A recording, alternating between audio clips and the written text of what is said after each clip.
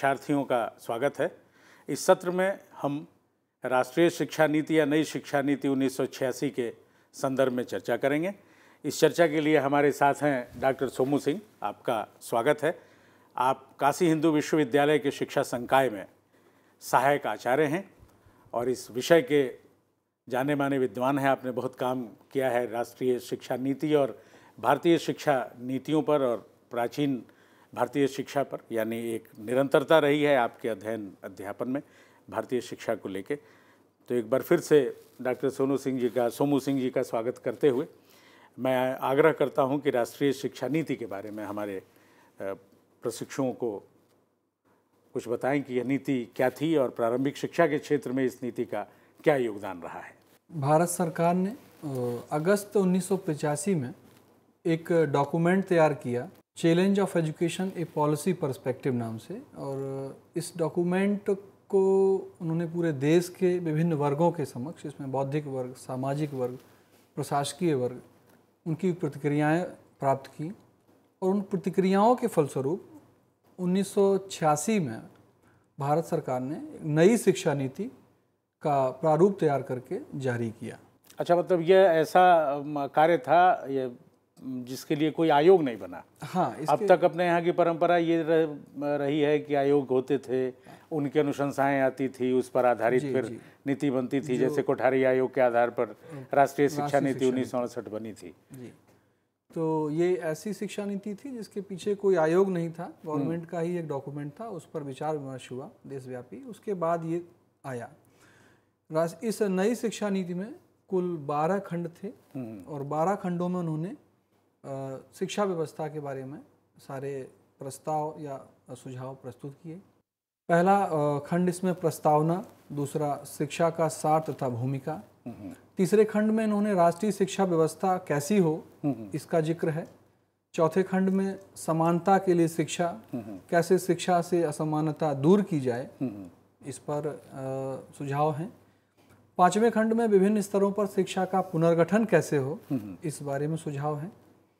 छठवें खंड में तकनीकी एवं प्रबंध शिक्षा के बारे में बात है जी। और सातवां खंड शिक्षा व्यवस्था को कैसे कारगर बनाया जाए। आठवें खंड में शिक्षा की विषय वस्तु तथा प्रक्रिया को कैसे नया मोड़ दिया जाए, यानी कहीं ना कहीं पाठ्यक्रम को लेकर के भी चिंता जाहिर की गई है। नवें खंड में शिक्षकों की स्थिति और उनकी सेवा शर्तों के बारे में सुझाव हैं। 10वें खंड में शिक्षा का प्रबंध कैसे हो, इस बारे में प्रस्ताव हैं। 11वें खंड में शिक्षा के संसाधन कैसे जुटाए जाएंगे और उनकी समीक्षा कैसे हो, इस बारे में चर्चा है।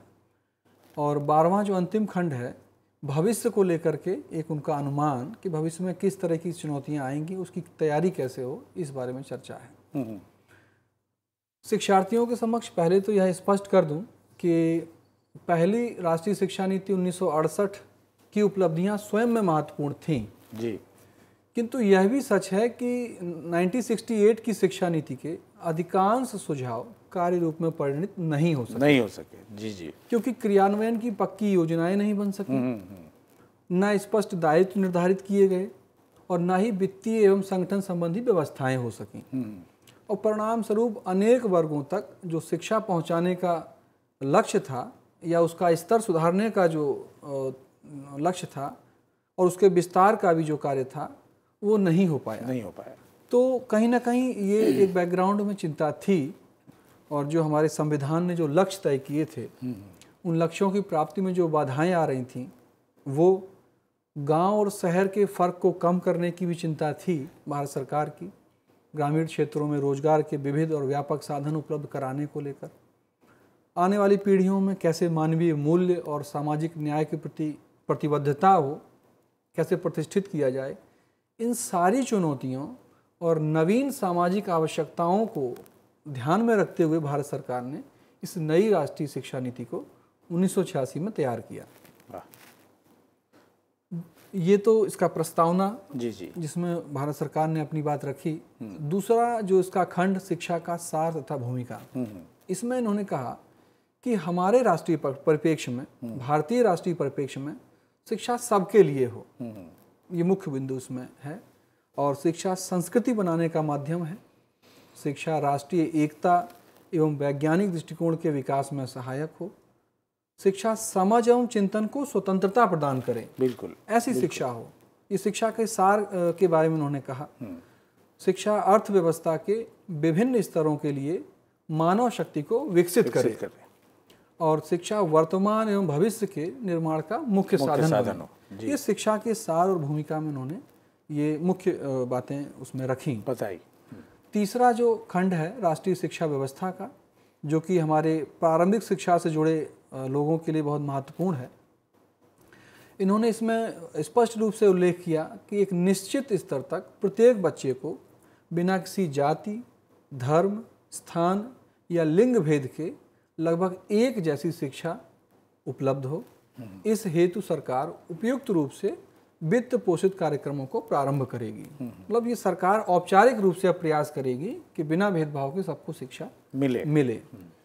और इन्होंने सन 1968 की जो शिक्षा नीति थी उसमें जो एक अनुशंसा थी सामान्य स्कूल प्रणाली को क्रियान्वित करने की, उसको भी इन्होंने स्वीकार किया, उसको भी आगे बढ़ा करके कहा कि उसको क्रियान्वित करने के दिशा में प्रभावी कदम उठाए जाएंगे कॉमन स्कूल सिस्टम। मतलब ये पड़ोसी विद्यालयों की जो संकल्पना है जी, समान स्कूल प्रणाली और पड़ोसी विद्यालयों की जो संकल्पना है जी, उसके बारे उसको यहाँ भी स्वीकार किया गया, जो करते हुए आगे बढ़ाया जाए।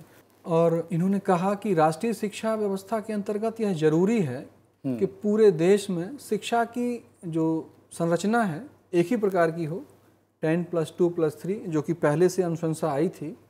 उसी में इन्होंने पहले 10 वर्षों का जो विभाजन था उसको स्पष्ट कर दिया कि जो प्रारंभिक शिक्षा का प्राथमिक स्तर है वो 3 वर्ष का होगा, उच्च प्राथमिक स्तर 3 वर्ष का होगा और उसके बाद का हाई स्कूल 2 वर्ष का होगा। यानी कि प्रारंभिक शिक्षा में प्राथमिक स्तर 5 वर्ष का, उच्च प्राथमिक स्तर 3 वर्ष का और हाई स्कूल उसके बाद 2 वर्ष का होगा। इसको इन्होंने बड़ा स्पष्ट रूप से इसमें उल्लेख कर दिया। 10+2+3 की पद्धति जिसे हम लोग कहते रहे हैं, जो आज 10+2+3 आज भी हमारे जो आज भी प्रचलन में है जी। और राष्ट्रीय शिक्षा व्यवस्था पूरे देश के लिए इन्होंने कहा कि एक राष्ट्रीय पाठ्यक्रम के ढांचे पर आधारित होगी और उस पाठ्यक्रम का एक अंग अनिवार्य होगा और शेष जो अंग हैं वो लोचनीय हैं, उनमें फ्लेक्सिबिलिटी है, वो स्थानीय विशेषताओं और आवश्यकताओं के अनुरूप ध्यान में रख के इतना लचीला वो होगा कि उनको स्थानीय विशेषताओं को सम्मिलित किया जा सके। और शिक्षा व्यवस्था का यह प्रयास होगा कि नई पीढ़ी में विश्वव्यापी दृष्टिकोण सुदृढ़ हो तथा अंतर्राष्ट्रीय सहयोग एवं शांतिपूर्ण सह अस्तित्व की भावना बढ़े। शिक्षा व्यवस्था का यह उद्देश्य है कि सामाजिक माहौल तथा जन्म के संयोग से उत्पन्न पूर्वाग्रहों और कुंठाओं को समाप्त किया जाए। बिल्कुल।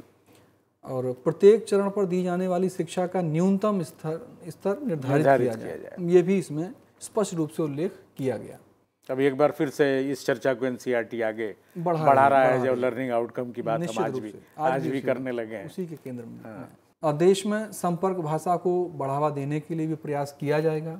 ये संपर्क भाषा कौन सी थी जिसको बढ़ाने का प्रयास किया जाना था? संपर्क भाषा में जो हमारी राजभाषा हिंदी को बढ़ावा देने की बात है। जैसे कि जो हमारा दैनिक जीवन का कार्य व्यवहार है, किन्हीं कारणों से हम एक देश के एक हिस्से से दूसरे हिस्से में जाते हैं, तो एक भाषा ऐसी रहे जिससे संपर्क हमारा निर्बाध रूप से चलता रहे, हम भारतीयों के बीच चलता रहे, उसको बढ़ावा देने की बात उसमें थी।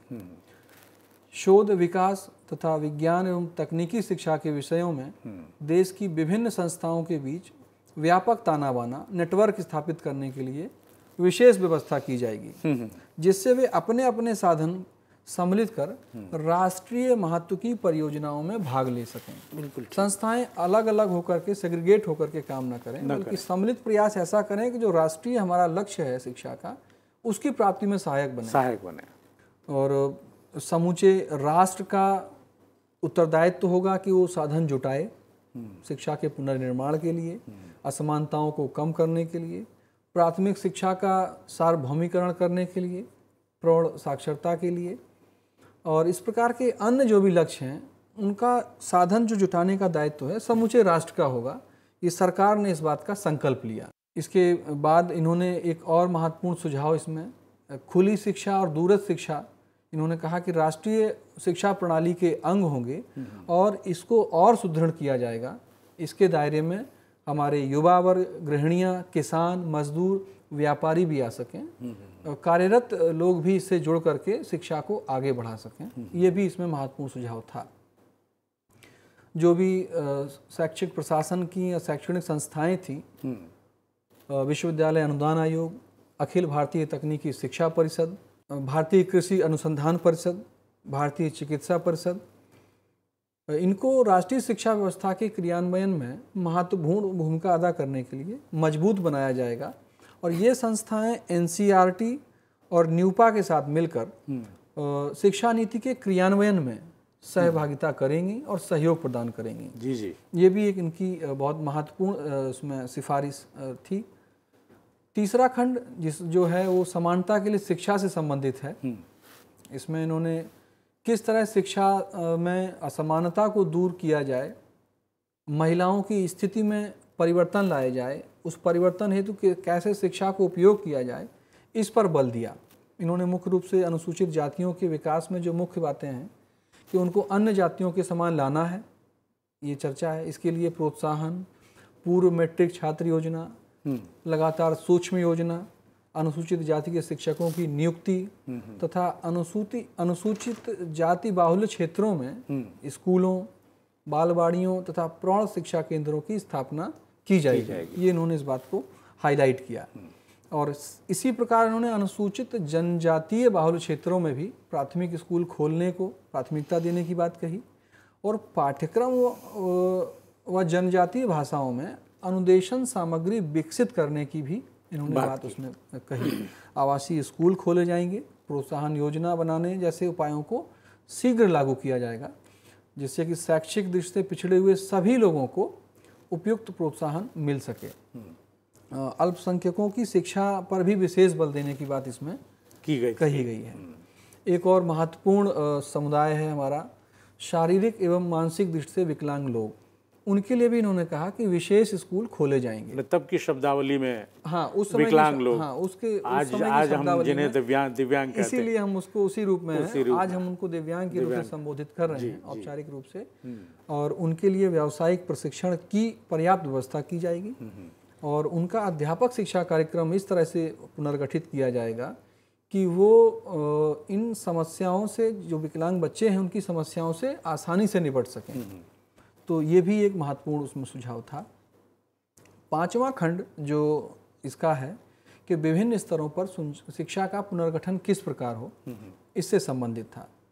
तो इन्होंने इसमें पूर्व बाल्यकाल परिचय तथा शिक्षा को उच्च प्राथमिकता देने की बात कही और इसे यथासंभव एकीकृत बाल सेवा कार्यक्रमों से जोड़ा जाएगा। इस बात को इन्होंने इसमें हाईलाइट किया। प्रारंभिक शिक्षा में दो बातें, पहली तो यह कि 14 वर्ष की आयु तक के बच्चों के सार्वभौमिक एक्सेस की बात, दूसरी शिक्षा की गुणवत्ता में पर्याप्त सुधार पर जोर देने के लिए इन्होंने ये इसमें जोड़ा। प्राथमिक स्कूलों में आवश्यक सुविधाओं का विस्तार किया जाएगा। स्कूल छोड़कर जाने वाले बच्चों की समस्याओं का समाधान करने को उच्च प्राथमिकता दी जाएगी। माध्यमिक शिक्षा तक पहुंच को बढ़ाया जाएगा, जिससे जो ऐसे क्षेत्र हैं जो वर्तमान में माध्यमिक शिक्षा की पहुंच से दूर हैं वो भी उससे जुड़ सकें। एक महत्वपूर्ण सिफारिश जिसे आज हम लोग जवाहर नवोदय विद्यालय के नाम से जानते हैं, इसी शिक्षा नीति में कहा गया कि विशिष्ट योग्यता या अभिवृत्ति वाले बच्चों के लिए गति निर्धारक स्कूल देश के विभिन्न हिस्सों में खोले जाएंगे। लेकिन ये जो ग्रामीण क्षेत्र के बच्चे हैं उनको विशेष ध्यान में रखा गया से ग्रामीण क्षेत्र के बच्चों के लिए ये एक महत्वपूर्ण सुझाव था जो अमल में भी आया और उसका परिणाम हम देख रहे हैं। उसने काफ़ी सामाजिक परिवर्तन में अपनी भूमिका अदा की। लेकिन महज 4 साल बाद ही आचार्य राममूर्ति आयोग जब बना तो उन्होंने मना कर दिया कि हमें नवोदय विद्यालय नहीं बनाने चाहिए, क्योंकि जब हम समान विद्यालय की बात कर रहे हैं तो एक तरफ तो आप नए तरह का विद्यालय क्यों खड़ा कर रहे हैं। और तत्कालीन कुछ राज्यों ने नवोदय विद्यालय नहीं बनाए। जी। लेकिन वह एक अच्छा प्रयास था जिसने कि ग्रामीण बच्चों को एक अवसर मिला, गुणवत्तापूर्ण शिक्षा का अवसर मिला। बिल्कुल बिल्कुल। व्यावसायीकरण शिक्षा के व्यवस्थित, योजनाबद्ध तथा दृढ़ता से लागू कार्यक्रम प्रस्तावित शैक्षिक पुनर्गठन के लिए आवश्यक हैं, ऐसा भारत सरकार ने माना जी। नव साक्षरों, प्राथमिक शिक्षा प्राप्त युवकों, स्कूल छोड़ देने वाले बच्चों, कार्यरत व्यक्तियों तथा बेरोजगार व्यक्तियों को व्यावसायिक शिक्षा के अनौपचारिक कार्यक्रम भी उपलब्ध कराए जाएंगे। ये बात इसमें मुख्य रूप से कही गई जी। एक और इसमें चर्चा हम कर लेते हैं उच्च शिक्षा की, उच्च शिक्षा के बारे में क्या कहा गया। तो इन्होंने कहा कि वर्तमान उच्च शिक्षा संस्थाओं की एकीकरण तथा सुविधाओं के विस्तार पर जोर दिया जाएगा और विश्वविद्यालयों में स्वायत्त विभागों को भी प्रोत्साहित किया जाएगा। पाठ्यक्रमों को, कार्यक्रमों को पुनः रचित करना होगा और भाषाई योग्यता पर विशेष बल दिया जाएगा, ध्यान दिया जाएगा, ये भी इन्होंने कहा। विश्वविद्यालयों में अनुसंधान, जो कि मुख्य बिंदु है, विकास के पक्ष से जुड़ा हुआ है, बिल्कुल, अनुसंधान को अधिक सहायता दी जाएगी और उच्च गुणवत्ता को सुनिश्चित करने के उपाय किए जाएंगे। और उच्च शिक्षा के अवसरों को बढ़ाने के लिए शिक्षा को जनतांत्रिक करने के साधन के रूप में खुला विश्वविद्यालय प्रणाली आरंभ की गई और इन्होंने इस बात को जोर देकर कहा कि इंदिरा गांधी राष्ट्रीय खुला विश्वविद्यालय जो है उसको और सुदृढ़ किया जाएगा, जिससे कि वो मुक्त शिक्षा को और अच्छे तरीके से और बेहतर तरीके से प्रदान कर सकें। तकनीकी तथा प्रबंध शिक्षा के बारे में भी शिक्षा नीति में चर्चा की गई कि तकनीकी तथा प्रबंध शिक्षा के पुनर्गठन में 20वीं शताब्दी के अंत तक की जो अनुमानित परिस्थितियां, विशेषकर अर्थव्यवस्था, सामाजिक वातावरण, उत्पादन व प्रबंध प्रक्रियाओं में होने वाले संभावित परिवर्तन, ज्ञान की तीव्र गति से बढ़ोतरी तथा विज्ञान व तकनीकी की उन्नति को ध्यान में रखना होगा। और कंप्यूटर पर फोकस था। कंप्यूटर को प्रारंभिक ज्ञान तथा उनके उपयोग का प्रशिक्षण प्रोफेशनल शिक्षा का अंग होगा। कहीं ना कहीं कंप्यूटर इस दौर में आ चुका था, मानव जीवन के विविध पक्षों को प्रभावित कर रहा था, अपने देश में नहीं बाहर। तो ये कहा गया कि इसके भी प्रारंभिक ज्ञान को ये शिक्षा का अंग बनाना होगा। महिलाओं, आर्थिक व सामाजिक रूप से कमजोर वर्ग तथा विकलांगों के लाभ के लिए तकनीकी शिक्षा के उपयुक्त कार्यक्रम बनाए जाएंगे। और चूंकि तकनीकी व प्रबंध शिक्षा अधिक व्यय साध्य है, महंगी है, ऐसा कहा जाता है, इसलिए लागत प्रभावशीलता के लिए तथा श्रेष्ठता बढ़ाने के लिए उपाय खोजने होंगे, उस हेतु प्रयास किए जाएंगे। ये चर्चा भी उसमें थी।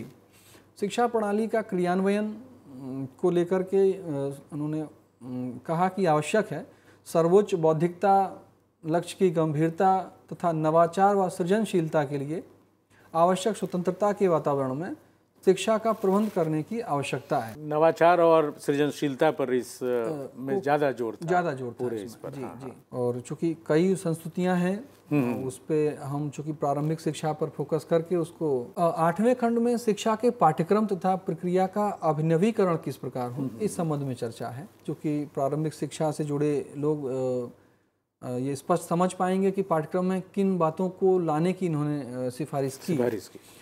शिक्षा के पाठ्यक्रम तथा प्रक्रियाओं को सांस्कृतिक पाठ्यवस्तु से सुदृढ़ किया जाएगा। सांस्कृतिक पक्ष के समावेश की बात इसमें कही गई पाठ्यक्रम में और कार्यक्रमों में। पुस्तकों तक सभी वर्गों के छात्रों की पहुंच आसानी से हो, इसके लिए प्रयास किए जाएंगे। पुस्तकों की गुणवत्ता सुधारने, अध्ययन आदतों को बढ़ाने तथा रचनात्मक लेखन को प्रोत्साहित करने के उपाय किए जाएंगे, जैसे कि अच्छे पुस्तकों का लेखन हो, अच्छे लेख आएँ, ऐसा माहौल बनाया जाएगा। इसकी इसमें चर्चा की गई। हिंसा, अलगाववाद आदि को बढ़ावा देने वाली तथा घातक प्रभाव वाली प्रवृत्तियों पर फिल्मों, वीडियो, टेलीविज़न व अन्य जनसंचार साधनों में अंकुश लगाया जाएगा। विज्ञान शिक्षा को इस तरह से मजबूत करना होगा कि वह बालकों में, बच्चों में जिज्ञासा, सृजनशीलता और वस्तुनिष्ठता जैसी योग्यताओं और मूल्यों को विकसित करे। निश्चित रूप से ये विज्ञान शिक्षा इस काम को बखूबी कर भी रही है। हम देखते हैं दिन प्रतिदिन के अपने उदाहरणों में। खेलकूद तथा शारीरिक शिक्षा पर भी बल दिया गया और कहा गया कि इसको भी अधिगम प्रक्रिया का अभिन्न अंग बनाया जाएगा। इनको भी मूल्यांकन में शामिल किया जाना चाहिए। अगर किसी में खेलकूद में किसी पर्टिकुलर विशिष्ट योग्यता है तो उसको मूल्यांकन के दायरे में लाना होगा।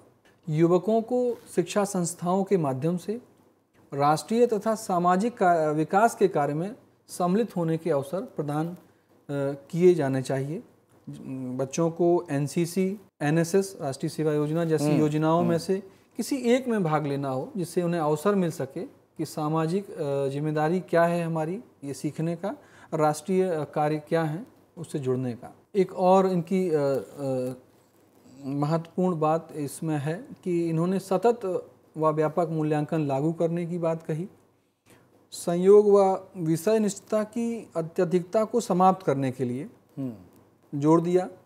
परीक्षा संचालन में भी सुधार करने की बात कही और माध्यमिक स्तर से इन्होंने सत्र प्रणाली शुरू करने की बात कही और अंकों के स्थान पर ग्रेड को लाया जाए। ये भी इन्होंने बहुत प्रमुखता से इस बात पर बल दिया कि उसके लिए उपाय करने होंगे। 9वें खंड में अध्यापक से संबंधित संस्तुतियाँ प्रस्ताव हैं। इन्होंने कहा कि अध्यापक चयन की जो विधियां हैं उनको पुनर्गठित करना होगा। अध्यापकों का वेतन, उनकी सेवा शर्तें, उनके सामाजिक तथा प्रोफेशनल उत्तरदायित्व के रूप इस प्रोफेशन में प्रतिभाओं को आकर्षित करने योग्य होने चाहिए। संपूर्ण राष्ट्र में एक समान वेतन तथा सेवा शर्तें होना चाहिए। इसके लिए प्रयास किए जाएंगे। प्रयास किए जाएंगे। ये वादा था उनका। ऐसा किया जाए तो निश्चित रूप से अच्छे लोग, प्रतिभाशाली लोग आएंगे, अध्यापन की तरफ से जुड़ेंगे। एक और उन्होंने बात कही थी उसमें कि प्रोफेशनल ईमानदारी और अध्यापक मर्यादा को बढ़ाने के लिए और प्रोफेशनल कदाचार को रोकने में सहायक अध्यापक संघों को सार्थक भूमिका अदा करनी चाहिए। उनसे एक्सपेक्ट किया था कि वो संघ आगे आए इस चीज़ को सही करने के लिए। प्रारंभिक स्कूल शिक्षकों तथा अनौपचारिक शिक्षा में कार्यरत व्यक्तियों के लिए पूर्व सेवा एवं सेवारत पाठ्यक्रम आयोजित करने के लिए बहुत महत्वपूर्ण सिफारिश इसमें थी जिला शिक्षा एवं प्रशिक्षण संस्थान स्थापित करने की। डाइट के नाम से जो बहुत प्रचलित है, अभी भी बहुत महत्वपूर्ण भूमिका है उसकी। सेवारत और पूर्व सेवा प्रशिक्षण कार्यक्रमों के आयोजन में ये भी सिफारिश ऐसी राष्ट्रीय नई शिक्षा नीति में आई। 10वें खंड में जो शिक्षा का प्रबंध कैसे हो इसके बारे में चर्चा की गई। शिक्षा की योजना एवं प्रबंध प्रणाली में परिवर्तन को उच्च प्राथमिकता दी जाएगी। दीर्घकालीन योजना बनाने, विकेंद्रीकरण व शिक्षा संस्थाओं में स्वायत्तता की भावना का निर्माण, योजना व प्रबंध में महिलाओं की सहभागिता, उद्देश्यों व मानकों के संबंध में उत्तरदायित्व इस परिवर्तन के निर्देशक बिंदु होंगे, जिससे कि शिक्षा का प्रबंध बेहतर तरीके से हो सके, उसमें सहभागिता भी महिलाओं की भी आ सके।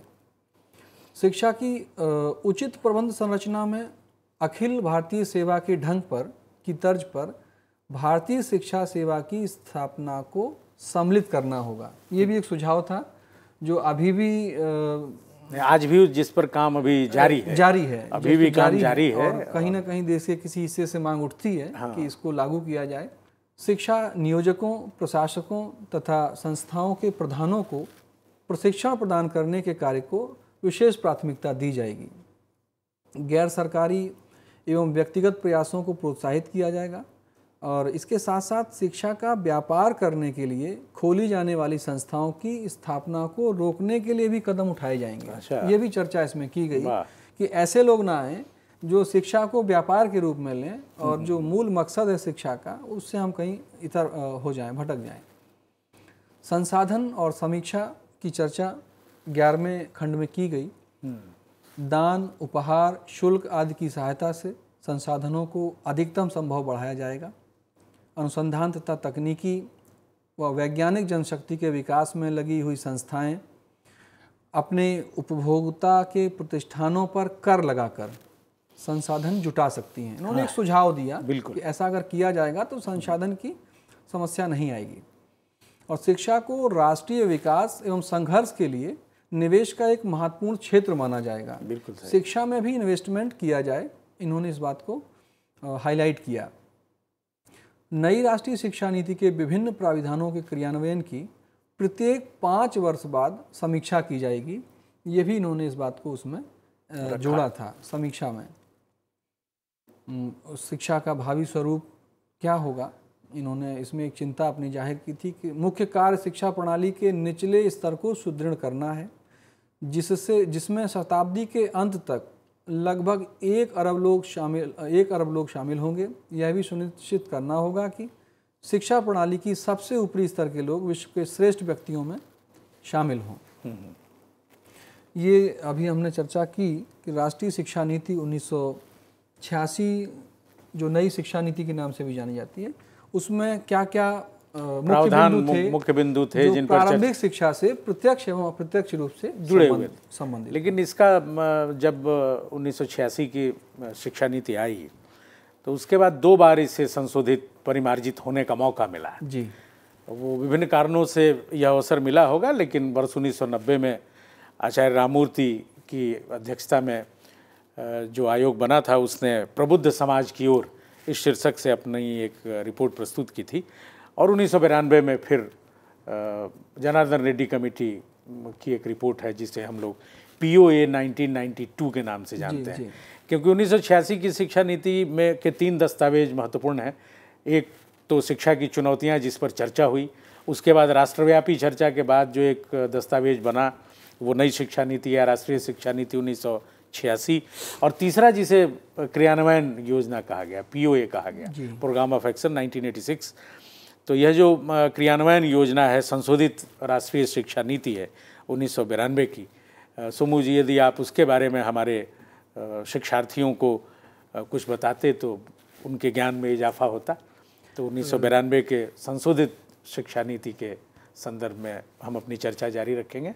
निश्चित रूप से राष्ट्रीय शिक्षा नीति 1986 में के कुछ खंडों में कुछ संशोधन किए गए, कुछ परिमार्जन किए गए।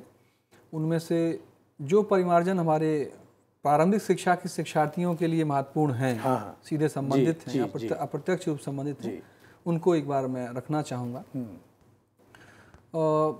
उसमें ये संशोधन किया गया कि संपूर्ण भारतवर्ष में शैक्षिक संरचना को पूर्ण रूपेण समान करने की दृष्टि से +2 स्तर को स्कूल शिक्षा के अंग के रूप में स्वीकार किया जाए। क्योंकि पहले ये विकल्प था कि +2 या तो कॉलेज में भी हो सकता है या स्कूल में भी हो सकता है, कॉलेज में भी हो सकता है, विश्वविद्यालय का भी हिस्सा हो सकता है। और तो ये इन्होंने स्पष्ट कहा कि इसको स्कूल शिक्षा के अंग के रूप में स्वीकार किया जाए। बिल्कुल। राष्ट्रीय साक्षरता मिशन को निर्धनता निवारण, राष्ट्रीय एकता, पर्यावरण संरक्षण, लघु परिवार, नारी समानता को प्रोत्साहन, प्राथमिक शिक्षा के सार्वजनिकरण, प्राथमिक स्वास्थ्य परिचर्या से जोड़ने की बात इसमें कही गई जी।